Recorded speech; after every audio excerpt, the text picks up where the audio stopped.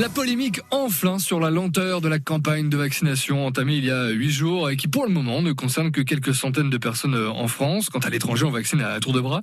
Certains plaident pour que les pharmaciens, les infirmiers ou encore les aides-soignants puissent vacciner. On en parle ce matin avec Pierre-Olivier Variot. C'est le président du syndicat des pharmaciens de Côte-d'Or et de Bourgogne-Franche-Comté. Pierre-Olivier Variot, vous avez sans doute vu que le ministre de la Santé, Olivier Véran, annonce que d'ici ce soir, il y aura une centaine d'hôpitaux qui vont proposer la vaccination à leurs soignants ainsi qu'aux soignants de ville. Ça vous rassure, ça ? Oui, c'est déjà un pas, effectivement, c'est déjà bien. Mais si on veut accélérer la vaccination, ce qu'il faut, c'est pas emmener les patients vers les vaccins, c'est emmener les vaccins vers les patients. C'est faciliter l'accès aux vaccins. Pourquoi vacciner contre la Covid-19 ? Ça prend autant de temps chez nous, en France ? Je pense que c'est un vaccin nouveau et qu'il a fallu, on est très prudent en France, et il a fallu lever certaines barrières. Et ça a pris du temps. Il a fallu que l'on rassure, que l'on se rassure par rapport à cette vaccination. Mais maintenant c'est fait. Et maintenant, ou on a confiance dans le vaccin et on facilite l'accès au vaccin, ou on n'a pas confiance et on rajoute des couches au millefeuille. Et voilà. On parle aussi de logistique compliquée due au vaccin Pfizer. Pourtant, en Grande-Bretagne, on a vu 1 million de personnes ont déjà été vaccinées avec ce même vaccin en un mois. On serait quand même pas un peu trop prudent en France ? Oui, c'est tout à fait. Alors c'est vrai que la logistique est complexe. C'est vrai que les vaccins sont à conserver à moins 80. Quand ils sortent du frigo à moins 80, ils ont 5 jours dans les frigos normaux de durée de vie. Et quand ils sont reconstitués, ils ont 5 heures. Donc c'est vrai que c'est compliqué.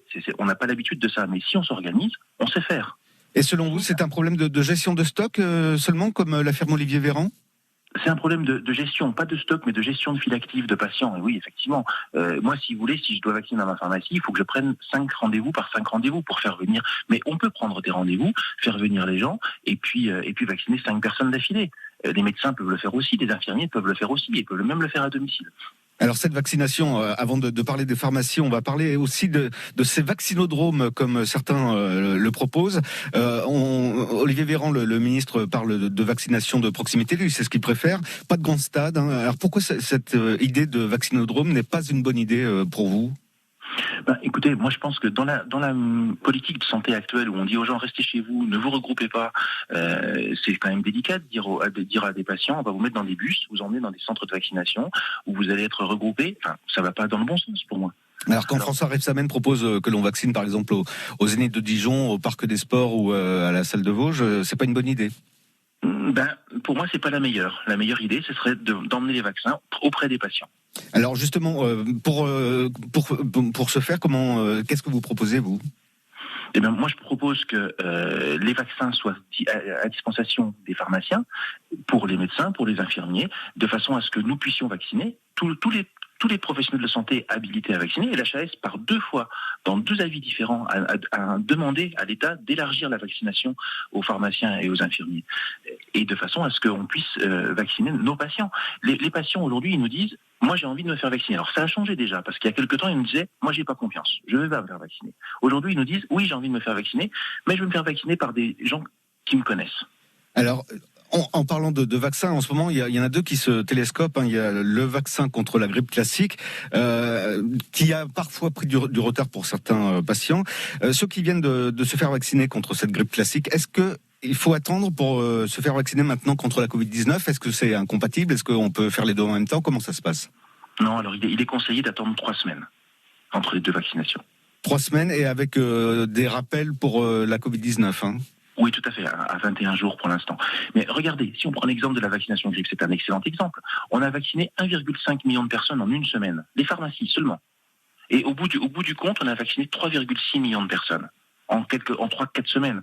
Alors, ça s'étend sur plus de temps que ça, la vaccination. Mais avec toutes les ruptures qu'on a eues, on a été effectivement en capacité de vacciner sur 3 à 4 semaines.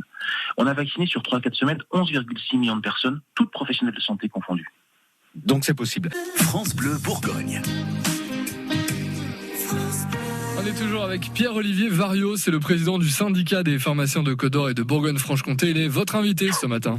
Pierre-Olivier Variot, la présidente du comité scientifique vaccin Covid-19 propose de vacciner les personnes par classe d'âge. Alors d'abord les plus de 75 ans, les plus de 65 ans, les plus de 50 ans et ainsi de suite. C'est une bonne idée selon vous ? Il a fallu faire une hiérarchisation étant donné qu'on ne pouvait pas vacciner tout le monde en même temps. C'était pas absurde de prendre les catégories les plus fragiles et les plus à risque de faire un gros Covid. Donc oui, c'était pas absurde. C'était pas absurde, mais est-ce que c'est encore d'actualité comme quand on dit qu'il y a urgence maintenant ? Je pense que maintenant, il va y avoir de plus en plus de vaccins qui vont arriver sur le marché, donc il va falloir étendre cette vaccination. Donc il faut prioriser certainement, donc les personnes les plus âgées certes, après les professionnels de santé et les patients à risque le plus vite possible. Chez les personnes de plus de 65 ans et dans les EHPAD c'est là qu'il y a le plus de décès, est-ce que ce ne sont pas ces personnes qu'il faut vacciner en priorité ? Oui, tout à fait, c'est ce que je vous dis. C'est ça. Il faut prioriser en fonction des risques de faire un Covid grave. Ouais. Alors les pharmaciens que vous présentez en tant que président du syndicat en Côte d'Or et en Bourgogne-Franche-Comté demandent à faire partie du dispositif de vaccination. Comment on fait pour conserver un vaccin à moins 80 degrés dans les pharmacies parce qu'elles ne sont pas forcément équipées ? Non, alors aucune pharmacie, mais comme très peu d'endroits, il y a aujourd'hui que 100 endroits où il y a des frigos à moins 80. Mais aujourd'hui, on sait pour le vaccin Pfizer qu'il est conservé à moins 80 degrés et à partir du moment où il sort du frigo à moins 80 degrés, on a 5 jours pour l'injecter. Transport compris. Donc, si vous voulez, tout est une question d'organisation. C'est-à-dire que si vous venez vers moi en me disant, voilà, je veux me vacciner la semaine prochaine, donc à un rendez-vous, je demande à ce qu'un flacon arrive pour vacciner 5 personnes, dès que j'ai mes 5 rendez-vous, et c'est tout à fait possible de vacciner 5 personnes. Mais ce sera sur rendez-vous, uniquement sur rendez-vous, puisque je ne peux pas avoir la disponibilité du vaccin en tout temps, étant donné son mode de conservation. Est-ce que ce sera plus simple avec le vaccin AstraZeneca, par exemple ? Ah oui, complètement. Là, on va retomber sur des vaccins totalement classiques en termes de conservation, et là, ça va être beaucoup plus facile. Et il arrivera quand ce deuxième vaccin ? On le sait pour l'instant ou c'est encore trop tôt ? Alors, pour l'instant, on nous avait dit plutôt février-mars. Aujourd'hui, on nous dit plutôt février. Mais c'est le plus tôt possible. Ça, ce sera vraiment un gros coup d'accélérateur à la vaccination. Alors, dernière question, que disent vos patients ? Est-ce qu'ils sont davantage disposés à se faire vacciner contre la Covid en pharmacie ou ils restent encore méfiants par rapport à ce vaccin ? Alors, on sent la méfiance se lever de plus en plus et les patients ont de plus en plus envie de se faire vacciner.